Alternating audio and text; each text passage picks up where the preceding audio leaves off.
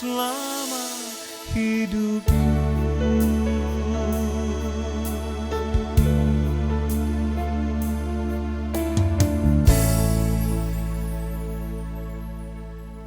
Shalom Bapak Ibu, sedang kasih Tuhan, selamat pagi saya ucapkan dan kita berjumpa kembali dalam acara Saat Teduh.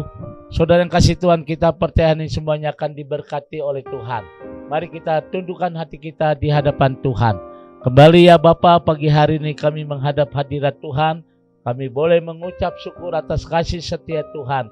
Kami boleh mengucap syukur atas penyertaan Tuhan, atas berkat-berkat Tuhan. Dan kami percayakan hidup kami sepanjang hari ini dalam tangan Tuhan. Di dalam nama Tuhan Yesus, kembali kami menyiapkan hati kami untuk diberkati melalui kebenaran firman Tuhan. Haleluya.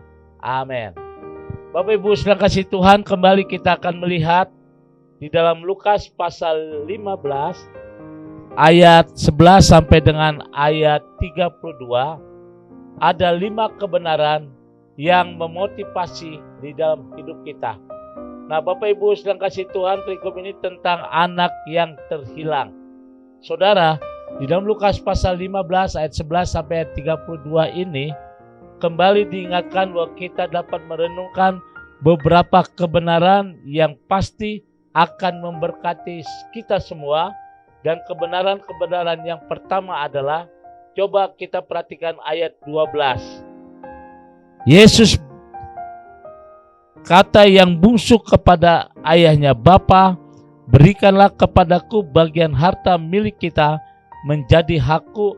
Lalu ayahnya membagi-bagikan harta kekayaannya di antara mereka. Yang pertama, saudara kasih Tuhan, yang membuat ada 5 kebenaran yang membuat motivasi kita itu luar biasa. Yang pertama, kita punya Bapa di surga sangat kaya sekali. Secara materi barangkali kita berkata bahwa kita miskin, tetapi kita adalah orang-orang yang kaya. Karena Bapa kita yang kaya.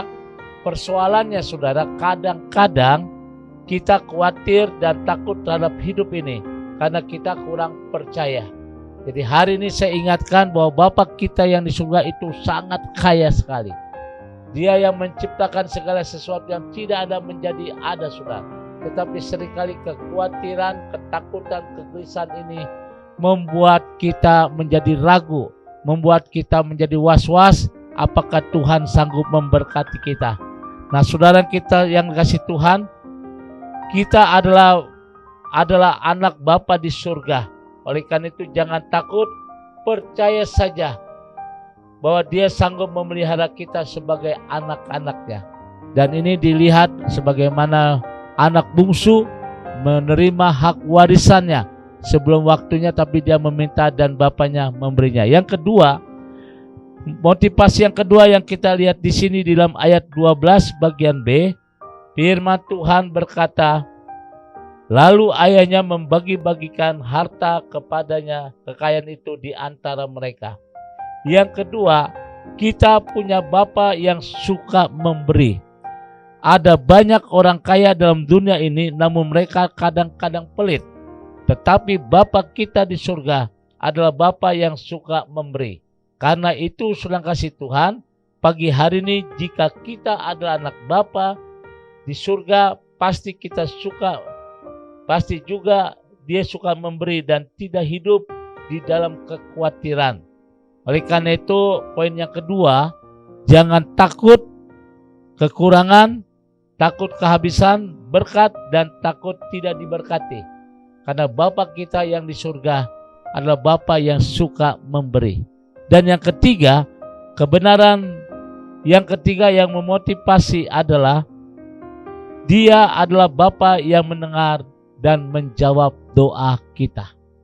Anak bungsu meminta kepada Bapa. Artinya saudara, ketika anak bungsu itu berseru dan memohon kepada bapaknya agar memberikan bagian hartanya, maka bapaknya mendengar dan menjawab dia.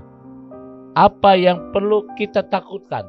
Berserulah kepada Tuhan, memohonlah kepada Tuhan. Pagi hari ini saya tidak tahu apa yang jadi ketakutan dalam hidupmu. Saya tidak tahu apa yang jadi kecemasan dalam hidupmu. Ketika kita berseru kepada Tuhan, maka Bapa di surga sanggup menjawab seruan kita. Oleh karena itu, sedang kasih Tuhan, yang sakit Tuhan akan sembuhkan, yang lemah diberikan kekuatan. Bahkan Tuhan sanggup memberikan terobosan-terobosan yang baru dalam hidup kita. Yang keempat, motivasi 5 kebenaran yang memotivasi kita. Kembali saudara, kita buka dalam ayat 20 sampai dengan ayat 24.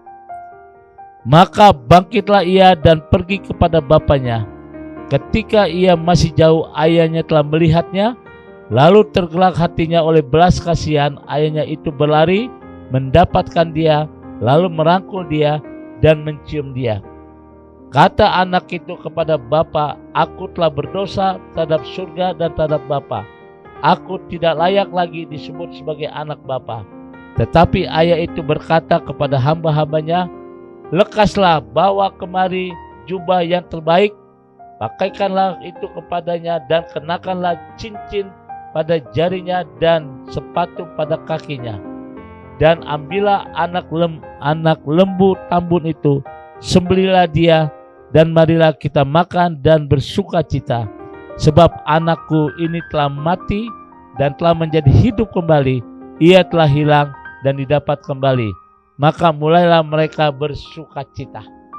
Saudara yang kasih Tuhan, kebenaran yang keempat yang membuat motivasi kita, dia adalah Bapa yang penuh dengan belas kasihan.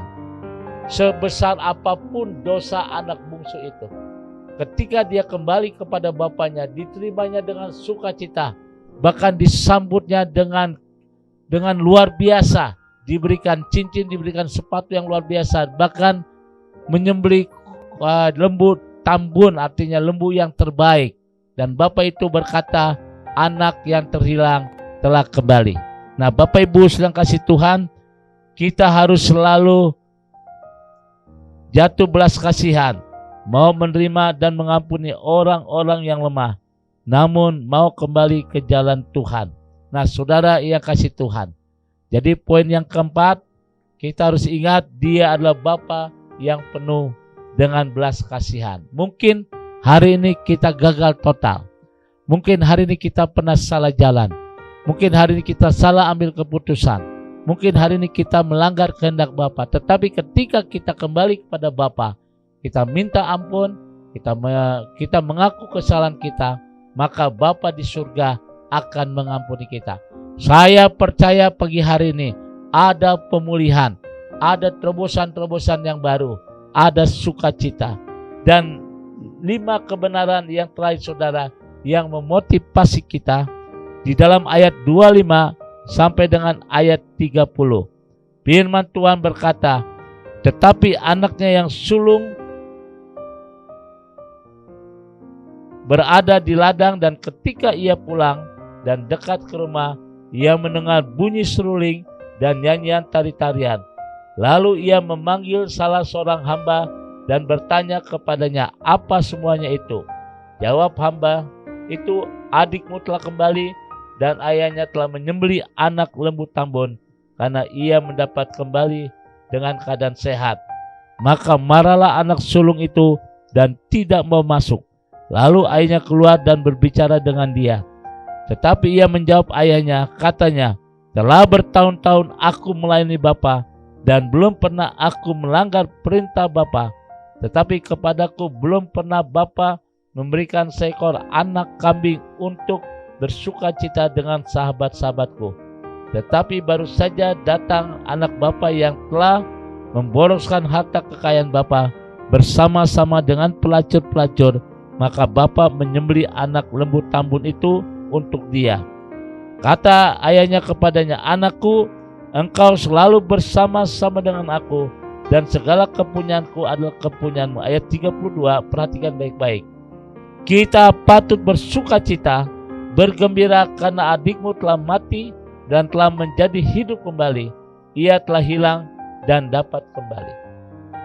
Yang kelima saudara, kebenaran yang kita petik dari peristiwa anak bungsu ini, dia adalah Bapa yang rindu agar kita hidup dengan motivasi yang benar. Saudara yang kasih Tuhan, si sulung ternyata bertahun-tahun melayani Bapa dengan motivasi yang salah. Kelihatannya baik, tetapi iri hatinya luar biasa, saudara. Padahal bapaknya telah memberikan bagian hartanya untuk dia. Tetapi kembali karena hati dia tidak terima itu, karena itu dia kecewa. Tapi Bapa di surga adalah Bapa yang rindu agar kita hidup dengan motivasi yang benar. Hari ini saya percaya 5 kebenaran firman Tuhan yang termotivasi. Yang pertama, kita punya Bapa di surga yang sangat kaya. Dan yang kedua, kita punya Bapa yang suka memberi. Dan yang ketiga adalah Bapa yang suka mendengar menjawab doa kita. Dan yang keempat adalah Bapa yang penuh dengan belas kasihan. Dan akhirnya yang kelima, Dia adalah Bapa yang rindu agar kita hidup dengan motivasi yang benar. 5 kebenaran firman Tuhan inilah yang membuat kita tidak mengalami ketakutan, yang membuat kita hidup penuh dengan kepastian bersama Bapa di surga. Tuhan memberkati. God bless you. Mari kita tundukkan hati kita di hadapan Tuhan. Kembali Tuhan, pagi hari ini kami menyerahkan setiap umat-Mu.